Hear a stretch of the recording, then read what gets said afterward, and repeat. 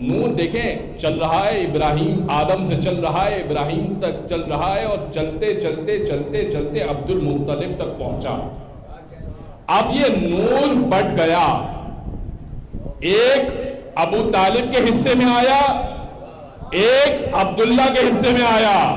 عبداللہ کو نور نبوت مل گیا، ابو طالب کو نور امامت مل گیا۔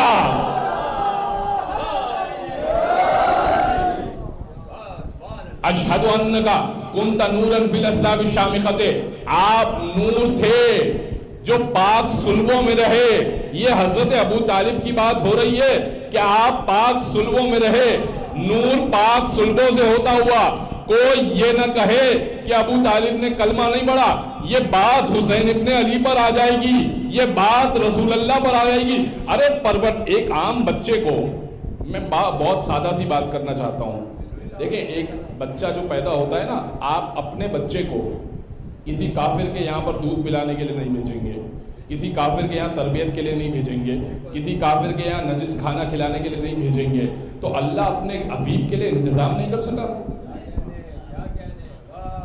اتنے سال ابو طالب نے پالا، تو اللہ اپنے حبیب کے یہاں انتظام نہیں کر سکا کہ کھانا پینا ابو طالب کے گھر پر ہو رہا ہے تو چلو کسی مسلمان کے گھر پہ کھانا پینا ہو سکے۔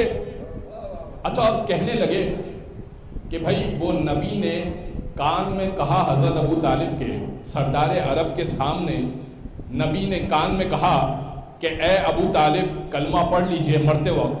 کئی دفعہ کہا لیکن ابو طالب نے منع کر دیا کہ نہیں کلمہ نہیں پڑھوں گا۔